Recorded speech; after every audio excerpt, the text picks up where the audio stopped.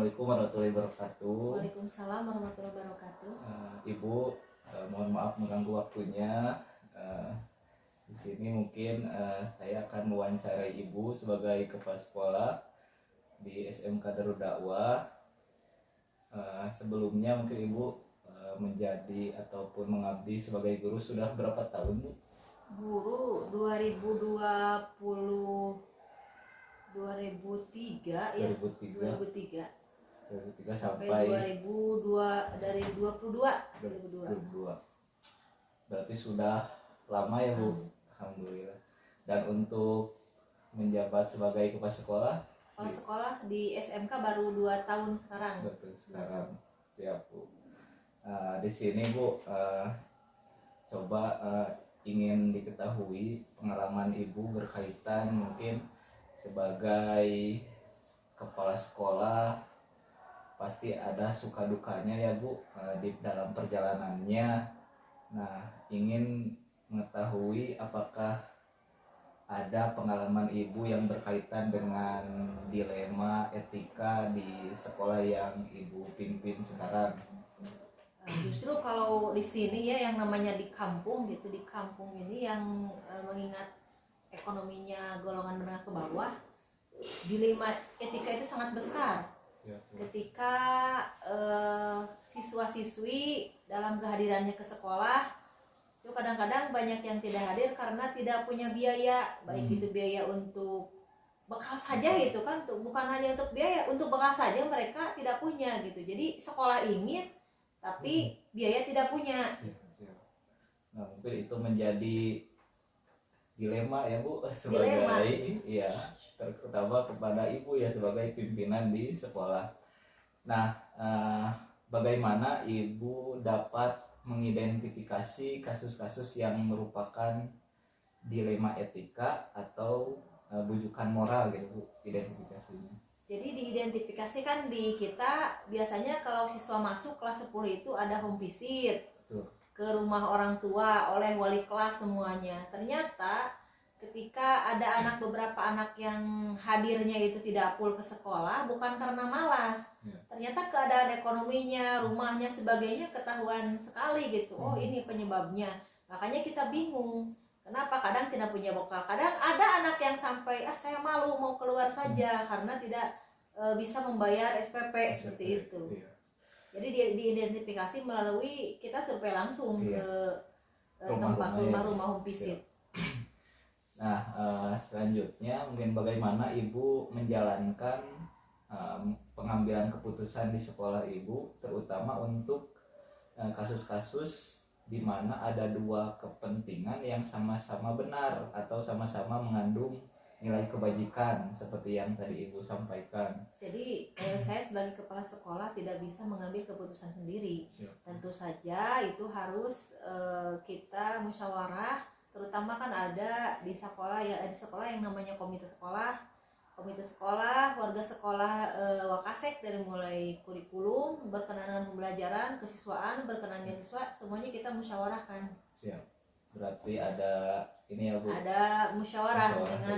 dengan pihak-pihak terkait yang berkepentingan. Siap.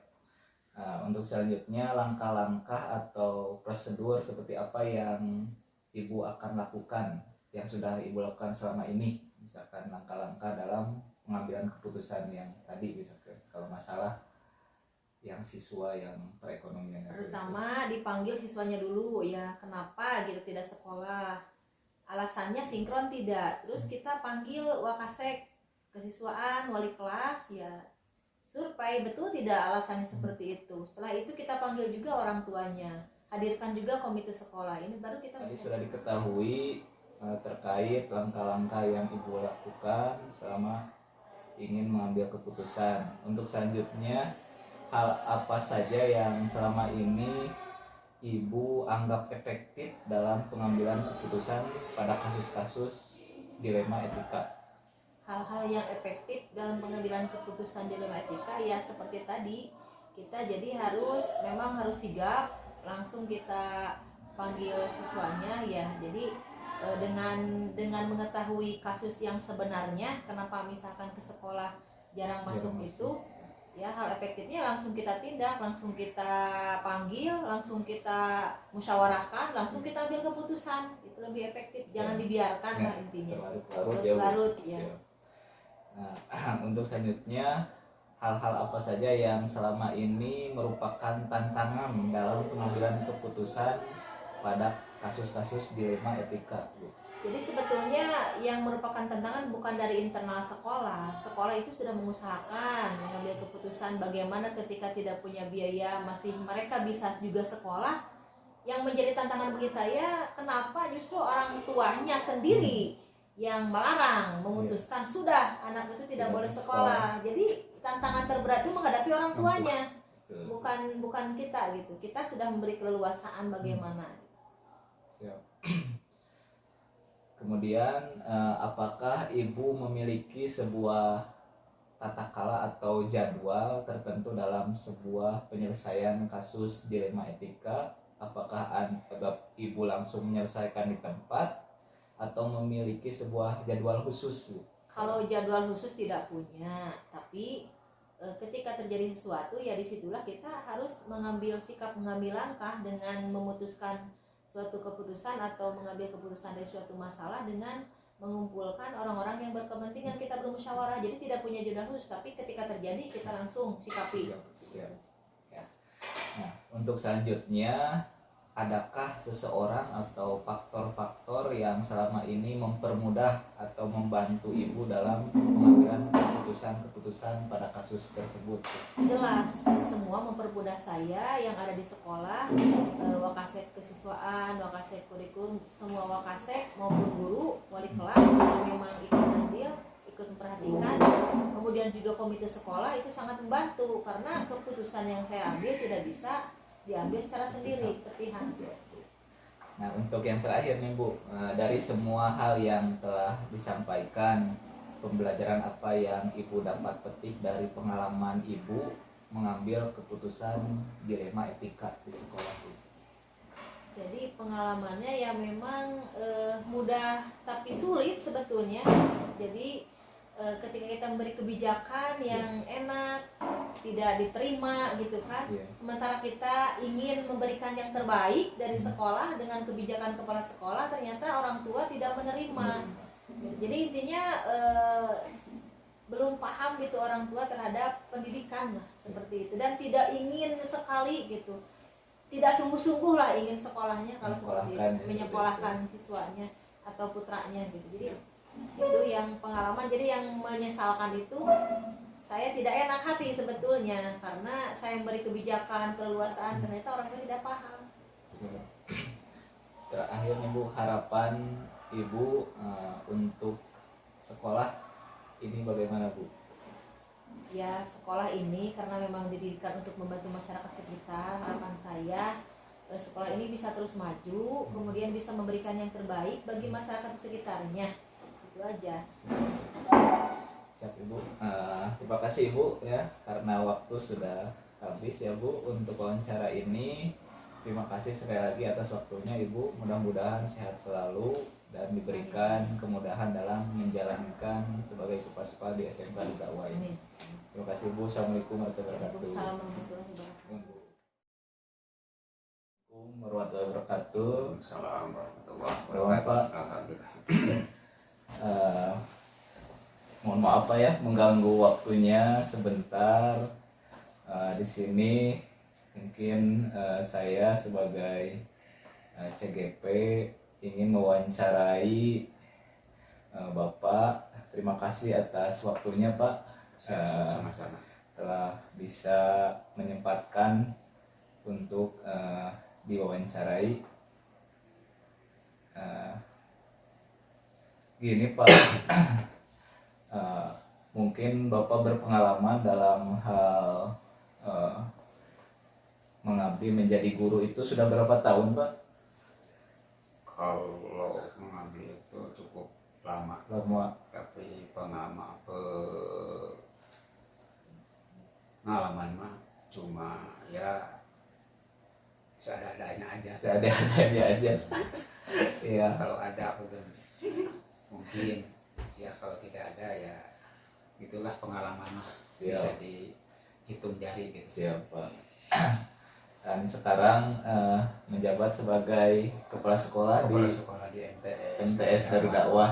Sudah berapa lama Pak di MTS? Kalau di MTS Darul Dakwah itu baru 4 sampai sekarang 4 tahun. 4 tahun ya, 4 tahun. Sebelumnya di MTS pada Kembang. Di MTS pada Kembang. Siap. Nah, mungkin selama Bapak menjabat di MTS Darul Dakwah sebagai kepala sekolah, mungkin banyak bisa dikatakan mungkin ada masalah, kemudian suka dukanya lah mungkin ya Pak. Nah di sini ingin diketahui lah gitu ya Pak, pengalaman Bapak berkaitan dengan sebagai kepala sekolah, mungkin ada sebuah dilema etika atau kasus gitu ya seperti itu yang harus diambil keputusan gitu oleh Bapak. Iya. Apakah ada Pak seperti di kasus-kasus itu selama di MTS ya setiap tahun juga ada, bahkan sering gitu kasus-kasus itu. Iya. Terutama di siswa. Ya.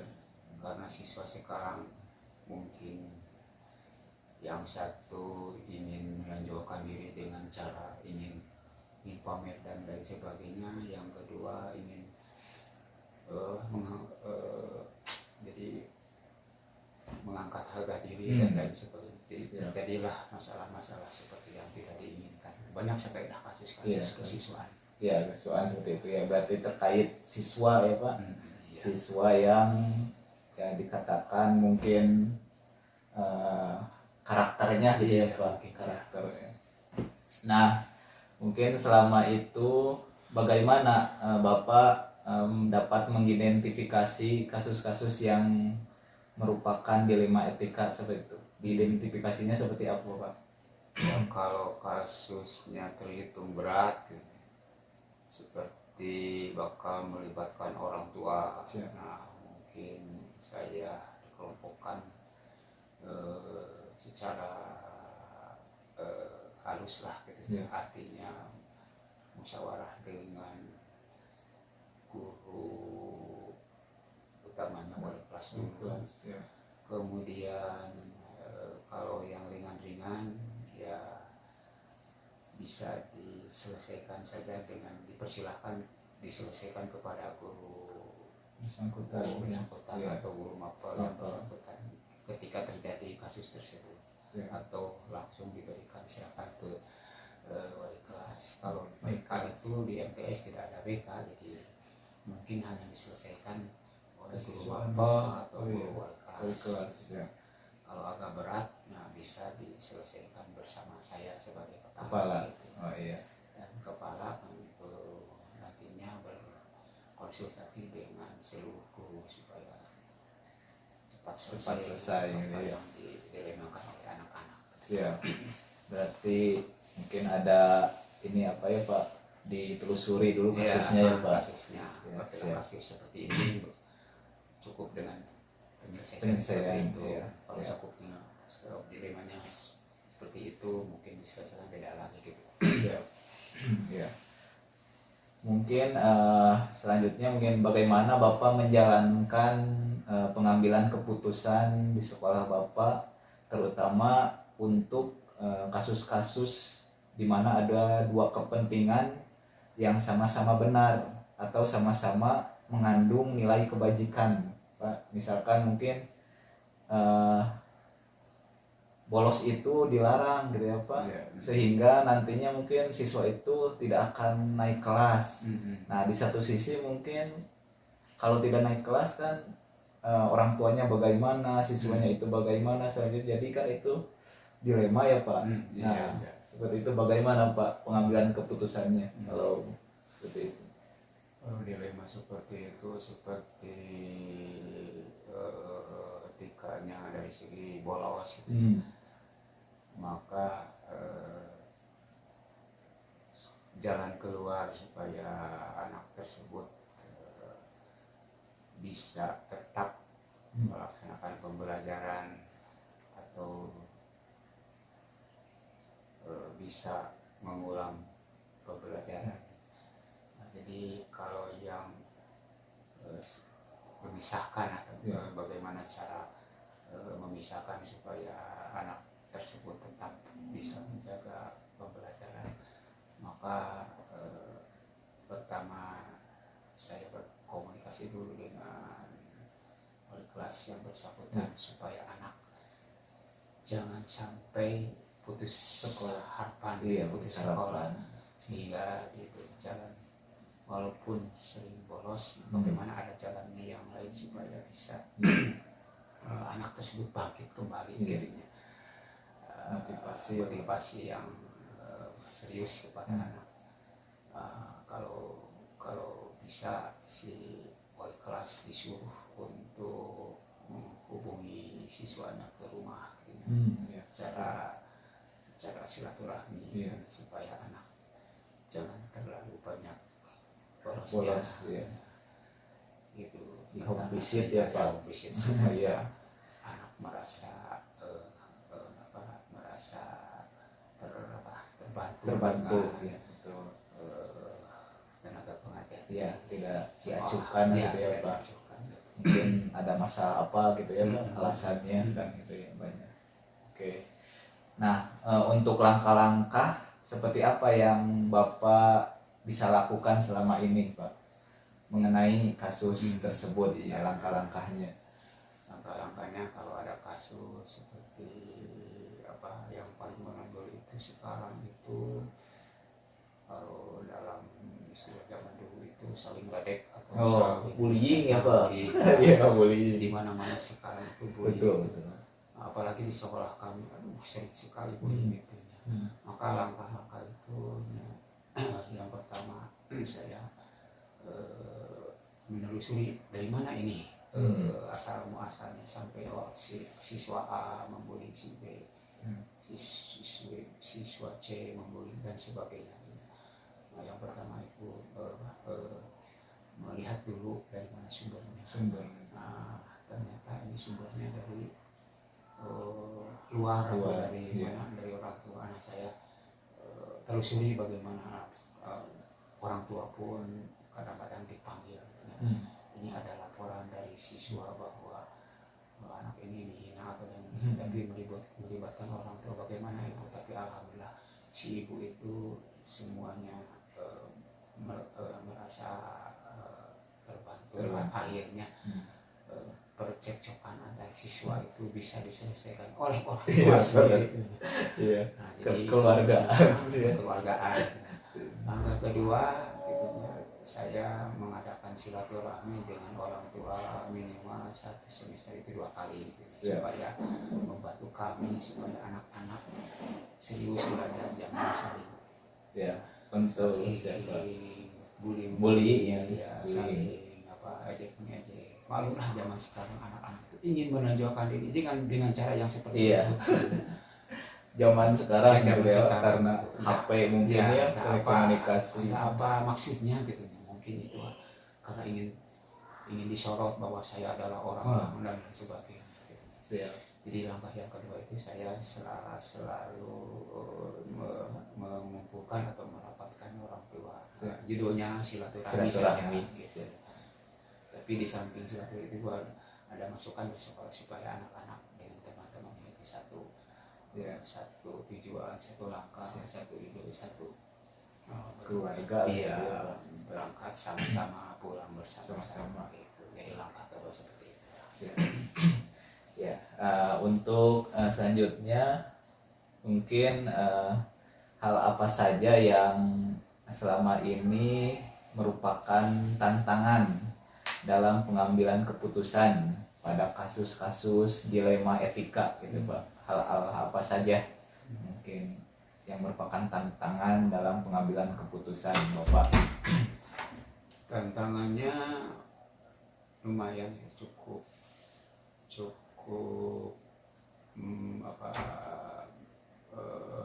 memerlukan segala yang seperti yang mengakibatkan kepada menurunnya teman-teman siswa dari kelas 9 asalnya sekian orang yang keluar sekarang menjadi menurun karena terjadinya seperti yang terjadi seperti itu, yang jadi tantangannya itu berat sekali, apalagi sekolah kami cuma beberapa lomba dan beberapa siswa, mungkin pembiayaan juga terbatas. Maka tantangan itu sangat jadi berat dilema sekali. ya, Pak. Dilema ingin seperti ini kalau terhambat mungkin ya nggak kan, bisa ingin seperti itu juga terhambat. Akhirnya ya jalan saja sambil melaksanakan tugas itu sambil jalan dan sambil mudah-mudahan ke depan. Amin. Siap, Pak. Ya, untuk selanjutnya mungkin Pak, apakah Bapak memiliki sebuah tata cara atau jadwal tertentu dalam sebuah penyelesaian, misalkan dalam kasus dilema etika, kemudian apakah Bapak langsung menyelesaikan di tempat atau memiliki jadwal khusus nih untuk menyelesaikannya? Nah, bagaimana Pak itu bentuk prosedurnya? Kalau kasusnya ringan-ringan ya diselesaikan di waktu itu, di tempat itu. Tapi banyak sekali yang kasus berat, maka kalau kasus berat itu saya mengagendakan kepada wali kelas dan guru-guru yang bisa membantu. Bagaimana kalau minggu besok diadakan dulu seperti kegiatan supaya anak-anak tidak ada lagi saling seperti bagaimana supaya anak berkumpul ramah dan sebagainya, dijadwalkan hari minggu ke-1, minggu ke-2, nanti di perpecahan anak itu hilanglah artinya, diadakan. Kemudian ya minimal satu bulan itu 2 kali untuk pertemuan anak-anak, baik seperti jalan-jalan kemana seperti besok akan mengunjungi Pantai Cijoho. Maksudnya itu saya itu adalah untuk anak-anak itu supaya tidak ada musuh di antaranya. Jadi semuanya teman, berangkat sama angkot, pulang sama. Jadi akhirnya anak-anak itu bersatu. Jadi itu bukan jadwal, artinya saya menyelesaikan yang mengagendakan. Kalau yang ringan cukup hari itu di tempat itu. Kalau kasus berat ini diagendakan minggu besok diadakan acara. Maksud saya itu adalah untuk menyelesaikan seperti itu. Tapi anak-anak tidak tahu bahwa saya maksud saya ke tempat tujuan atau wisata yang dekat-dekat itu. Tujuannya hanya untuk mempersatukan kembali. Kalau misalkan jadwalnya ini kan nggak tahu mungkin siswanya akan ikut tidaknya ya Pak, kalau diberitahukan maksudnya itu. Jadi minimal 1 minggu, bulan, dan tidak ada yang dijadwalkan tahun-tahun. Kalau tahun-tahun itu terlalu lama, kelupaan gitu. Siap. Nah, untuk selanjutnya mungkin adakah seseorang atau faktor-faktor yang selama ini mempermudah atau membantu Bapak dalam pengambilan keputusan dalam kasus-kasus dilema etika yang pernah Bapak alami? Seseorang atau faktor-faktor yang mempermudah gitu Pak dalam pengambilan keputusan? Tidak lain, yang paling gampang, yang paling mudah akhirnya anak-anak itu ramah kembali. Di antaranya adalah seperti tadi saya mengagendakan, jadi mengagendakan